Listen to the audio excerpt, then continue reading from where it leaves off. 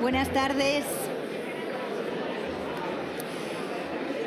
Gracias por la puntualidad. Les rogamos ahora que tomen asiento para poder comenzar con la ponencia inaugural.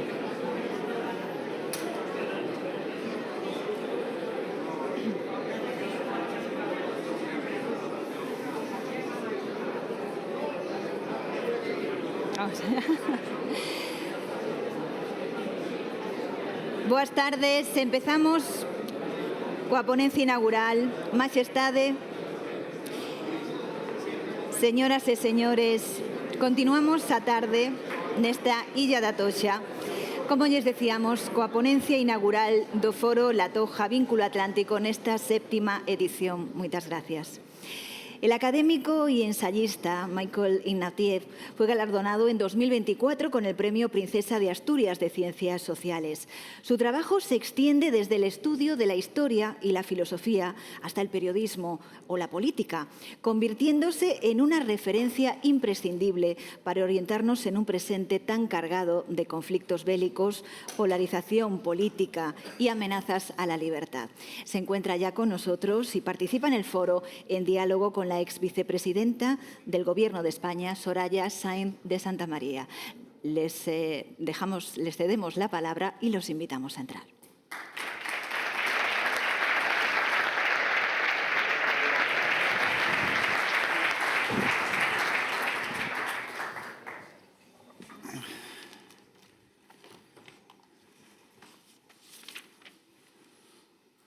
Your Majesty, President of the Government of Galicia, Presidente del Gobierno de Galicia, Presidente la Xunta, expresidente Rajoy, queridos amigos, This is Michael's evening.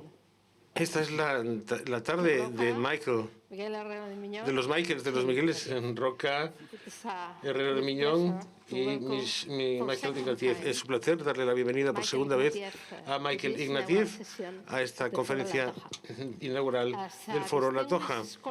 Como distinguido académico e intelectual y antiguamente político cuando era emérito hace ya algún tiempo, el señor Ignatieff nos podría traer una oportunidad para entender mejor este nuevo mundo y cómo podemos navegar en este nuevo mundo.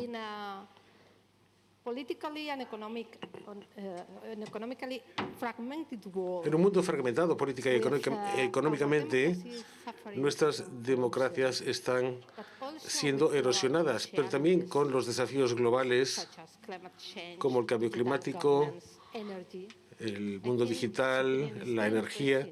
Creo que la opinión del señor Ignatieff es muy interesante para que sepamos cómo abordar estos desafíos u oportunidades o cómo dirigir un nuevo mundo que probablemente requiera un nuevo camino y cambios en las democracias y también cambios en la forma en la que entendemos la política en general. De acuerdo con la organización, ahora tengo que pasar al español y como a mí me han oído hablar infinidad de veces, especialmente antes, yo voy a ser muy breve introduciendo algunas cuestiones que creo que lo relevante es que conozcamos la opinión de Michael Ignatieff. Leemos esto del nuevo orden mundial, lo leemos todos los días. Hay muchos que dicen que es el fin de la ilusión de 1989, que la caída del muro de Berlín fue algo efímero, quizá porque no éramos conscientes de que exactamente en el mismo año el fracaso de Tiananmen llevó al gobierno chino a adoptar un camino político y económico del que estamos viviendo hoy, su verdadera paz. Vivimos una época en que el poder muchas veces se antepone a las normas y vemos giros autoritarios en algunas de las democracias que consideramos más consolidadas. Y la cuestión es, ¿qué rasgos, cómo interpretamos política, económicamente, socialmente, este nuevo mundo del que tanto hemos hablado esta tarde? Maiken, your floor. Thank you. Thank you. Muchísimas It's a great honor gracias. to be Es un here. gran honor estar aquí. It makes me nervous to Me see pongo nervioso the King of Spain viendo about aquí al 10 rey de feet España away, but a I'll do menos my de best. 5 metros, pero haré lo it's a posible. pleasure to work with Es un placer, placer también trabajar We're in con a new Soraya. world. Let me just Estamos give en you un nuevo my mundo. sense Voy of a some of the darles key mi elements. sentido, mi idea de algunos de First sus of all, elementos clave. En primer lugar, Crisis in the la 1945 crisis world created by the UN en el Charter. mundo We have a que member se of creó con la P5 Carta Mundial del violating the 1945. territorial integrity of a Hay state un in miembro del Europe. P5 que We've está had violando la integridad territorial de un Estado en Europa y tenemos 1 millón de personas que están siendo asesinadas o dañadas en Europa. Tenemos otro Estado democrático liberal, Israel, un país que yo he apoyado toda mi vida, que está violando las leyes de la guerra de una forma sistemática, queriendo negar la tierra propia del pueblo palestino.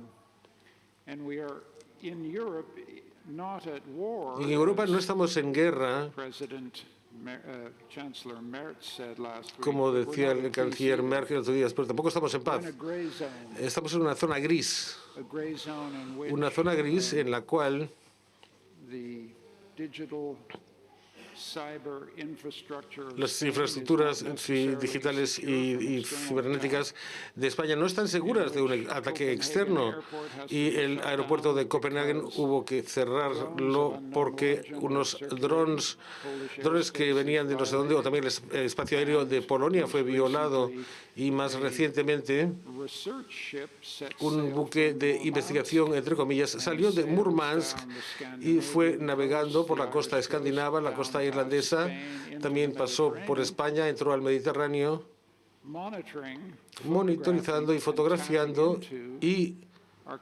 metiéndose en nuestros cables de comunicaciones y nuestros cables de energía. Así que estamos en un mundo en el que esta zona gris no es de conflicto, pero que plantea unas cuestiones serias sobre cómo Europa se habría de defender en un momento en el cual la hegemonía imperial ha dicho básicamente a ustedes y a mí, porque soy canadiense, estáis solos, chicos. Y no solo que estáis solos, chicos, sino que ya no os reconocemos como aliados. Pensamos que sois competidores y adversarios.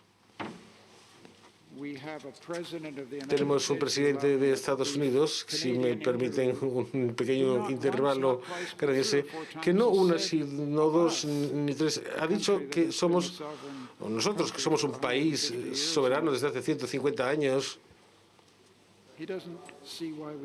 y no entiende por qué debemos existir. El tener la legitimidad que tu vecino te la cuestione, un vecino con el que compartimos 5.000 kilómetros de frontera y valores en común y conexiones en común, es bastante chocante.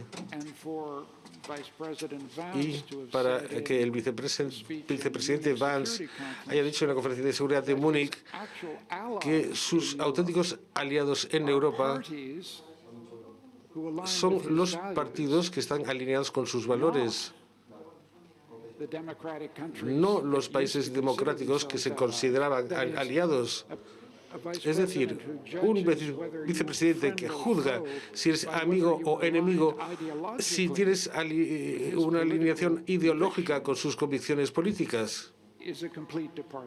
Esto es apartarse totalmente de las relaciones de alianza que España y Canadá han estado acostumbradas desde hace tantos años.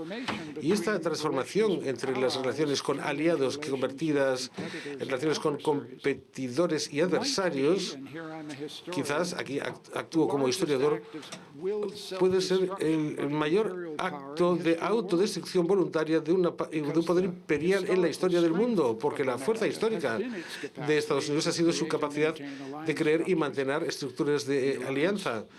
La alianza con España en 1953 sería un ejemplo. Formamos parte de alianza con Estados Unidos desde hace 80 años. Estos son desarrollos muy chocantes. La dimensión económica de todo ello también choca.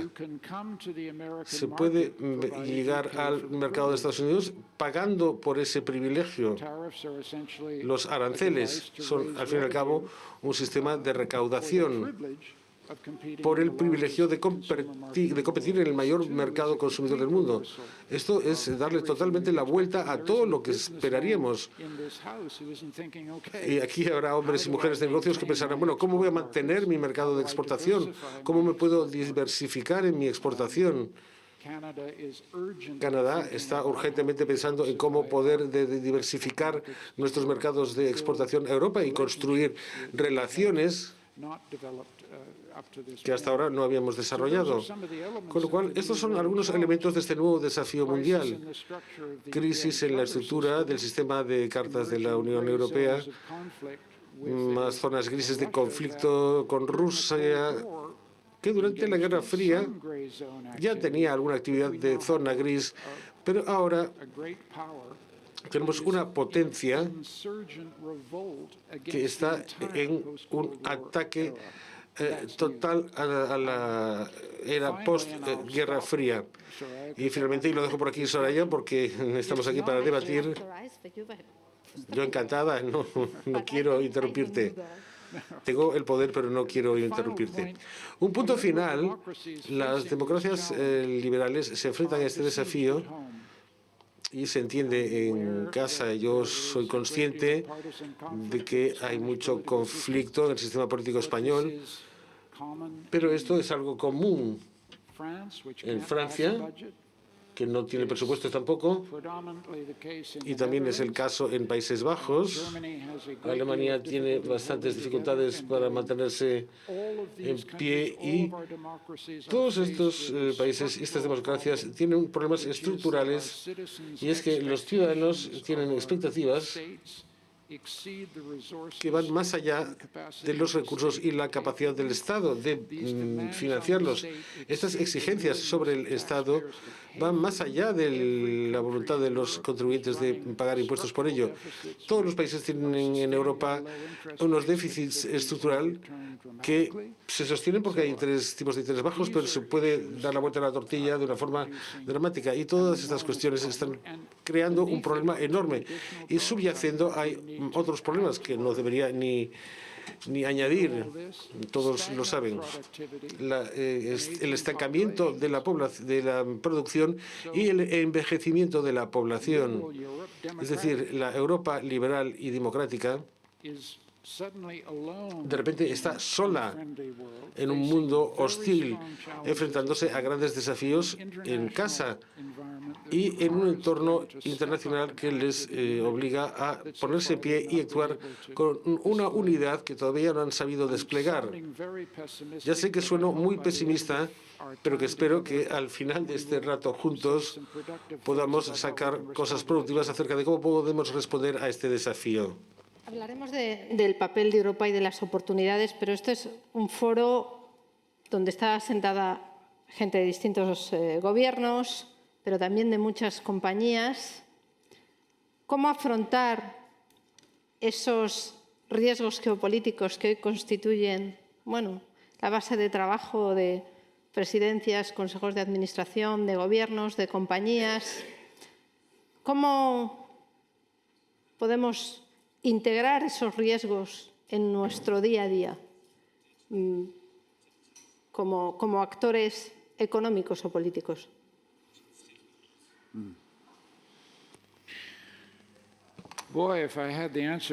Si yo tuviese la respuesta a esa pregunta, sería un hombre muy rico. Y me doy cuenta de que estoy hablando con personas que tienen esas responsabilidades. Yo soy un catedrático, un historiador. Yo no tomo las decisiones, pero ustedes en la sala sí las toman. Así que es un tema muy serio.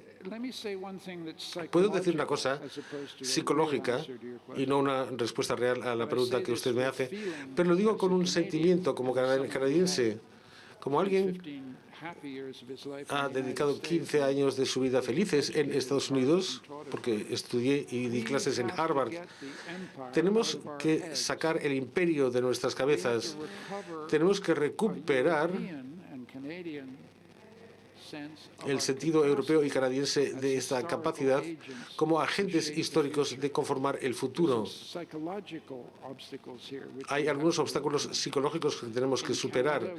En Canadá tenemos que darnos cuenta, e incluso con sorpresa, que somos un país rico, con recursos naturales ingentes y una tradición política equivocada. ¿Y quién es el presidente Trump para decirnos que no deberíamos existir?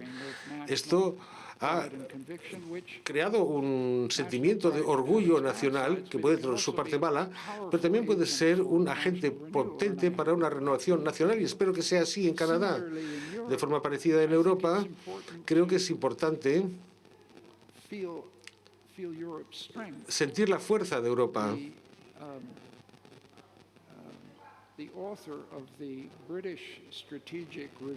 El autor de la revisión estratégica británica para el gobierno de los desafíos de defensa para el Reino Unido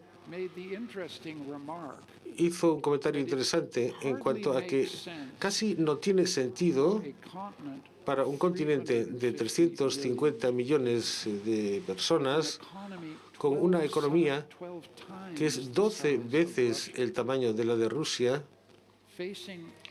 estarse enfrentando a un ejército que en 2 años y medio no ha tenido el éxito de conquistar más que un 5% del territorio ucraniano. Es bastante raro que Europa tenga miedo de Rusia. Son cosas psicológicas que tenemos que pensar desde el fondo del corazón y también de la mente y recuperar la capacidad de tener agencia.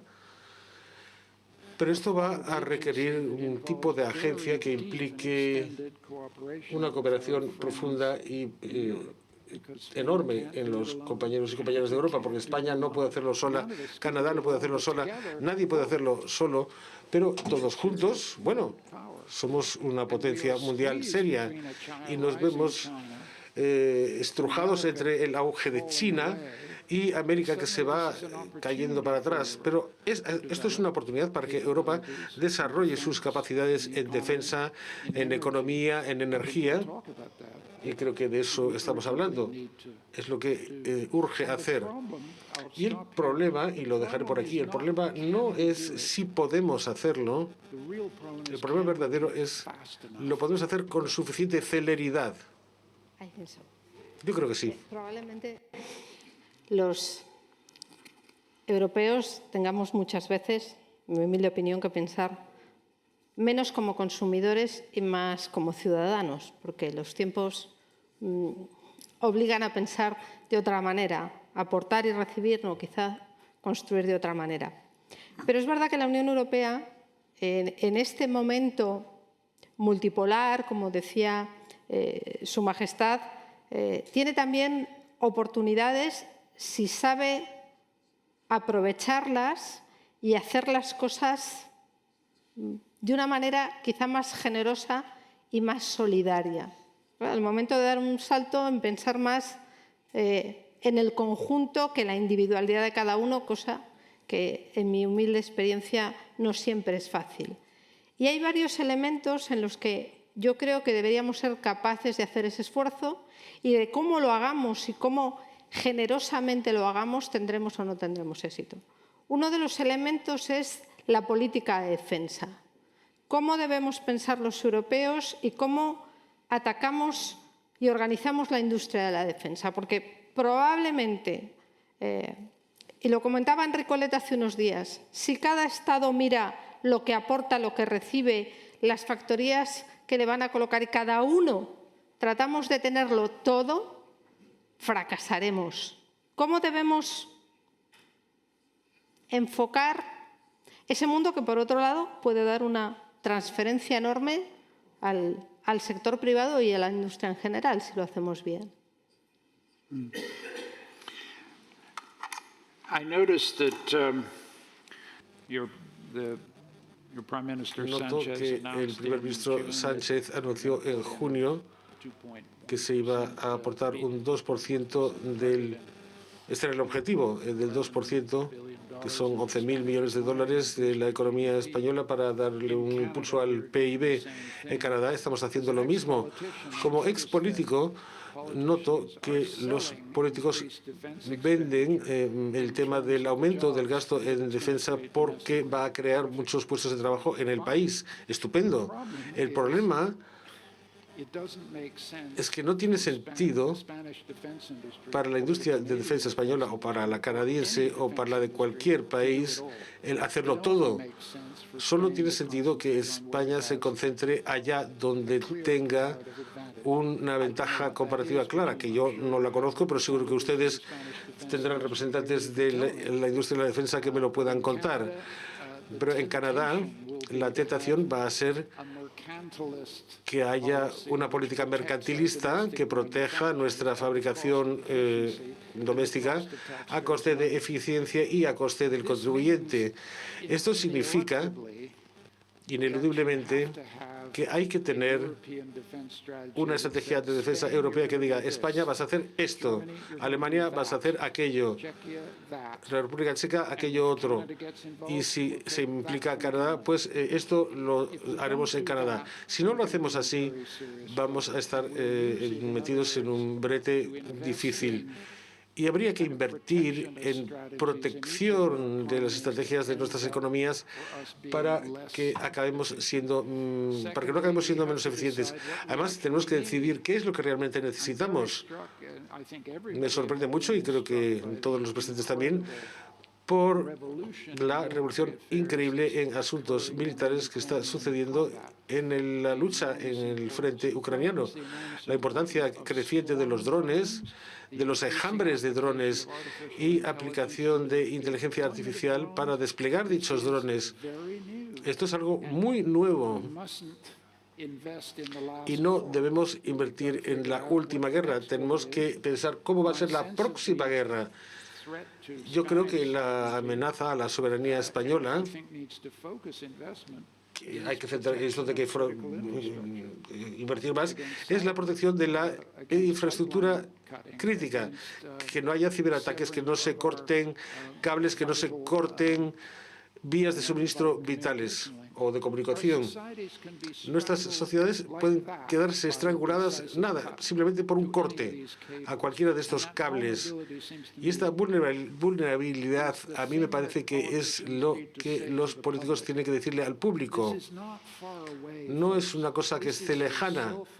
Es el teléfono móvil, es la calefacción, es la luz, la energía, y hay que proteger todo eso. Y por eso necesitamos gastar más dinero en defensa. ¿Vale? Sí, a mí hace unos años me hubieran dicho que tener un mayor presupuesto de defensa iba a ser algo so nice. No lo hubiera creído jamás, pero así es. La cuestión es cómo nos gastamos ese dinero. Pero para hacer a nuestra industria competitiva, tenemos que tener una capacidad de inversión que los españoles por sí solos, ni los europeos tampoco, sin estar organizados, podemos hacer.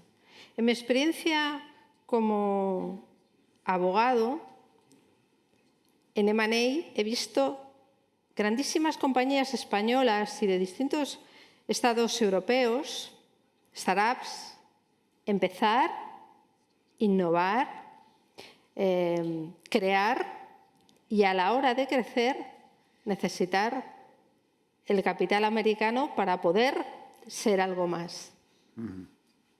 Y, entre comillas, perderla. La unión de inversores y ahorradores, la unión del mercado de capitales, no es algo esencial para poder construir esa competitividad de la que hablamos, porque sin inversión y sin inversión propia, tampoco nuestro destino nos pertenecerá, ¿no? ¿Cómo construimos esa unión y cómo convencemos a los ahorradores europeos? He hablado de consumidores, de ciudadanos, ahora voy a hablar de ahorradores, de que ese camino merece la pena.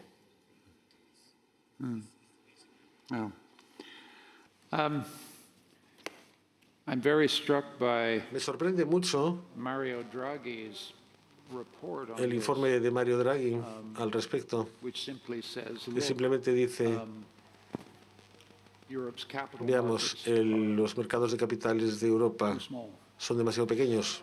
Why? ¿Por qué? It's important.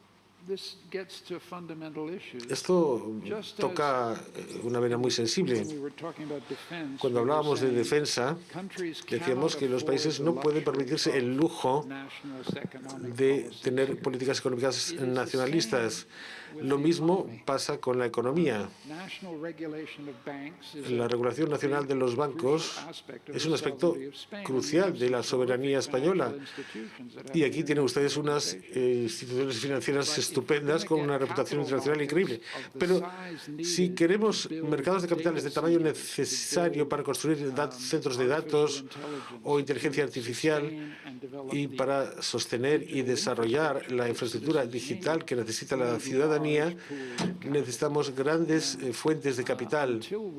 Y hasta que podamos llegar a tener esas fuentes de capital, no lo lograremos. Y para ello, los europeos tienen que ser inteligentes. Y significa renunciar a un poquito de soberanía en el sistema bancario a cambio del enorme beneficio de tener un conjunto de capital importante que pueda servir a los emprendedores españoles. Insisto, yo no soy economista, pero nunca me olvido cuando estaba en Harvard y hablaba con las personas acerca de los mercados de capitales en un sitio como Cambridge, Massachusetts. No es solo el tamaño del capital necesario, es la sofisticación técnica de estos mercados. Hay personas que reciben doctorados en el MIT y en Harvard en física y que no ponen un pie en un laboratorio para hacer física y van a leer patentes en los bancos para asesorar a los bancos donde canalizar su capital. Y en Europa hay que desarrollar este tipo de capital. Que sean mercados de capital que entiendan la tecnología del siglo XXI y los últimos desarrollos científicos. Europa tiene un legado y una reputación científicas enormes, pero la transición de la invención en el laboratorio a la inversión del capital en innovación no es efectiva porque los mercados de capitales desconocen la forma de interpretar los descubrimientos científicos. Son cosas que Europa puede hacer, pero retomo lo que decía antes. Lo podemos hacer, pero se tarda tiempo y no estoy seguro de que tengamos tiempo porque China va muy por delante, con muchísimo capital, mucho apoyo estatal, no tiene que lidiar con 27 soberanías. Dice y hace. Y en Estados Unidos también se aprecia la gran cantidad de capital que se está recolectando para las empresas de inteligencia artificial.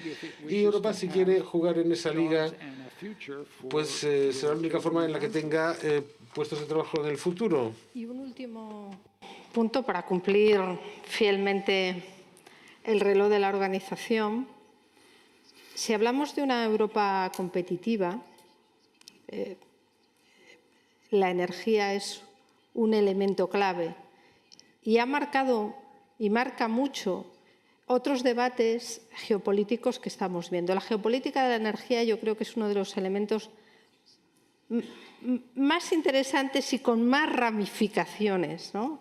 Entre, curiosamente, un mundo que se debate entre las potencias que defienden la vieja energía, la nueva y, sobre todo, la industria ligada a esa nueva energía. El otro día, Ursula von der Leyen, en su debate sobre el estado de la Unión Europea, hablaba de toda esa industria y todas esas patentes ligadas al sector de la energía que pueden hacer que Europa también, que no es autónoma en lo tradicional, vuelva a tener un peso. ¿Cómo jugamos ese papel de ser, como bien decías, cada vez más autónomos, cada vez más autosuficientes y fomentar también una industria en la que, de nuevo, China está ocupando los primeros puestos, aunque los europeos tenemos más patentes en materia de energía que los chinos. Si sirve el apunte para animar. I think we've already said that Sí, creo que ya hemos dicho defense and que la defensa capital markets y los mercados de capital son dos elementos y la energía es el tercer elemento crucial. España, creo que, tal y como yo lo entiendo, ha tenido un papel muy importante a la hora de desarrollar energías renovables alternativas. Y, bueno, han tenido ustedes algunos problemillas con la red eléctrica. Han tenido algunos problemas en la cooperación paneuropea para garantizar que la electricidad que necesita Francia llega a Francia y de España y de España a Francia, si la interconexión es la clave. Bueno, no funciona esto muy bien, pero eso se puede solucionar. Necesita su inversión, pero es factible. Hay que, digamos, desvincularse del gas y del petróleo ruso y nuevamente hay evoluciones muy positivas en este sentido. Los alemanes han traído el gas natural licuado estadounidense rápidamente para reducir su dependencia del gas ruso. Yo vivo en Austria, trabajo allí, y Austria es un país muy vulnerable en cuanto a su consumo de energía rusa y ha conseguido transicionar rápidamente. Y después está todo el tema que aludía a la inversión en las energías del mañana. Yo no puedo enfatizar la importancia que tiene que los gobiernos inviertan en ciencia básica, en hidrógeno, en todos los nuevos campos que van a aparecer. ¿Y cómo podemos reforzar esa conexión entre el gobierno y la ciencia? Esto es algo muy importante en este momento, porque una de las cosas que sí que me hacen llorar de frustración es el ataque a las universidades estadounidenses. Estos lugares está claro que no son perfectos, pero quien haya estado ahí sabe que son las mejores universidades que hay en el mundo. Y esto es lo que quiero decir cuando hablamos del imperio que se suicida. Pues así es, así se hace. Esa es la manera de hacerlo. Y Europa no debe seguir ese camino. Hay que apoyar CERN y la ciencia básica, que es lo que lleva después al liderazgo en la tecnología del mañana, en la ciencia del mañana.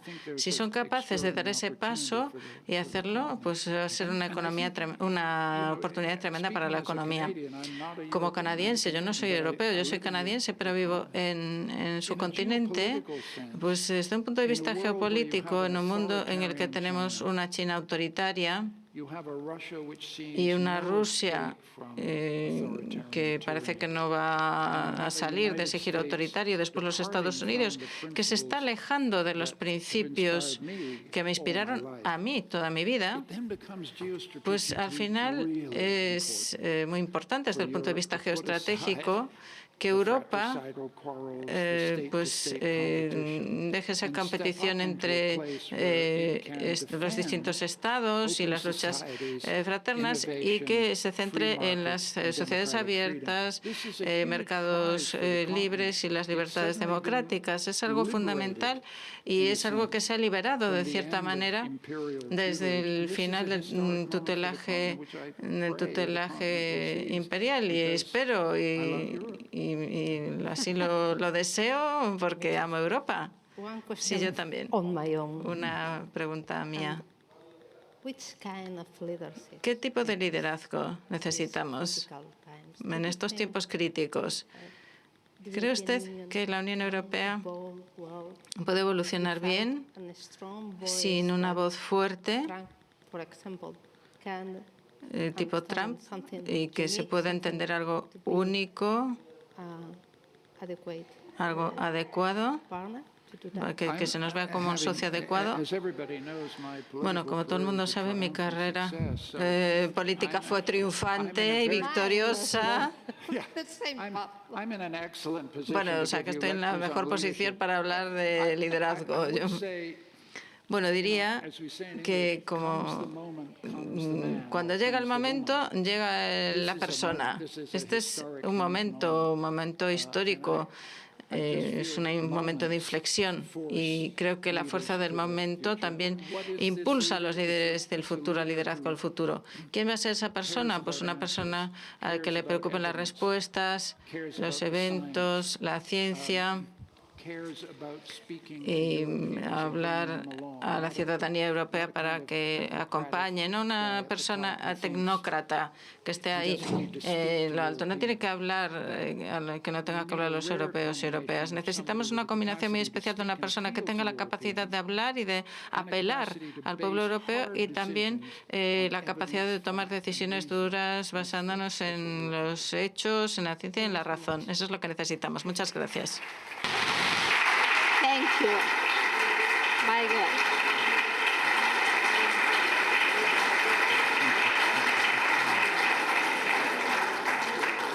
Probably. But seguramente nos hubiera gustado tener más tiempo. Muchas